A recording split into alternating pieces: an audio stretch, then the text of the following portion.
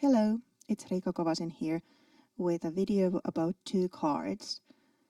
I'm making two cards using the same embossing powders and techniques, one to the black cardstock and one to the white.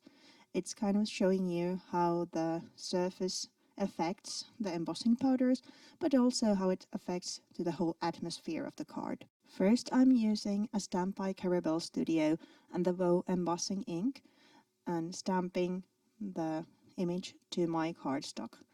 Then I add the embossing powders on top using two different teal colors, Long Island Teal embossing glitter and also Calypso embossing glitter.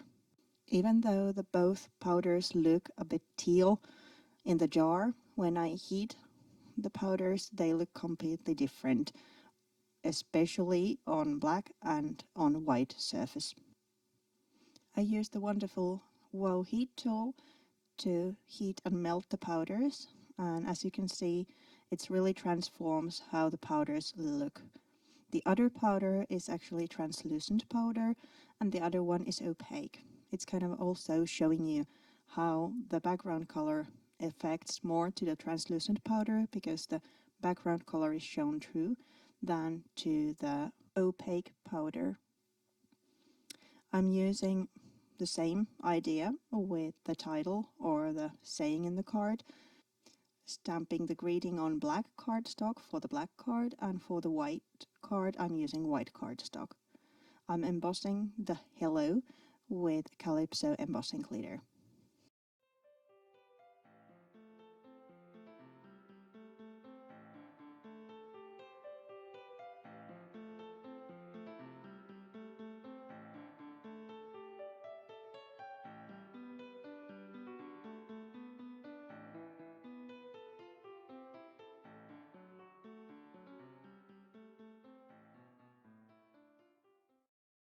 And again I use the Wow heat tool to emboss the sayings.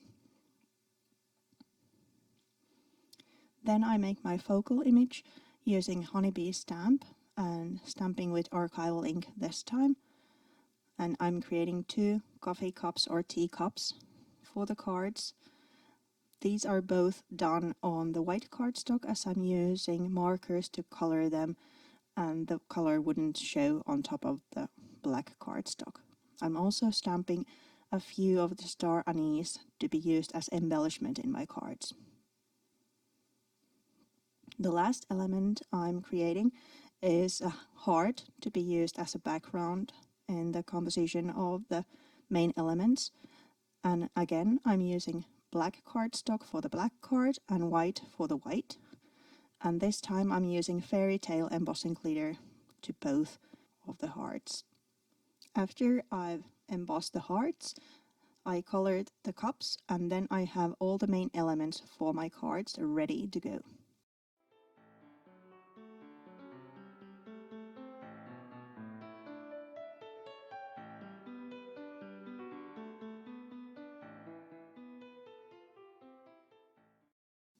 I used different markers for the cups, mainly using water-based markers, but also a few acrylic markers to get white highlights. Now I'm adding paint splashes with metal acrylic paint and then using the Wow heat tool with the heat setting 1 to dry the paint. I use a metallic golden wax to go through the edges of the cards, both in black and white, to highlight the edge. You could do this also using embossing powder by pressing the piece of cardstock to the embossing ink and then embossing it with gold. Then I start working on the main composition and I feel that the elements need a little bit something to back them up, so I use a piece of patterned paper in there and then I use foam dots to adhere the elements in place. Before adding them, I'll add also a little bit of golden sewing thread in there, kind of another layer and making it a bit softer.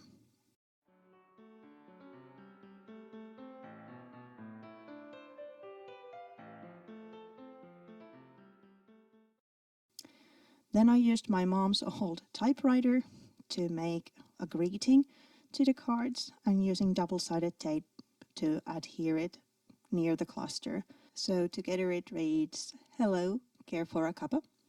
Then I mount the cards to a piece of turquoise cardstock to make a nice frame for them both, and add in the star anise I stamped earlier. I used the markers to color them too, and added a little bit of golden gel pen on top to give them the same shine as the embossing glitters have. To finish the cards, I used some white half pearls in both of the cards, and then mount them to corresponding card bases, white on white and black on black.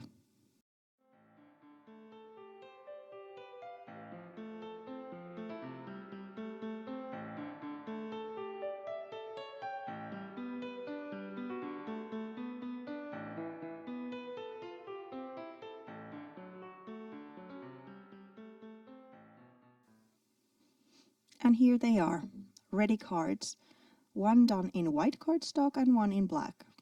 All the elements and colors are the same in both, but they look totally different because of the background. Thank you so much for watching, and I'll see you again. Thank you. Bye bye.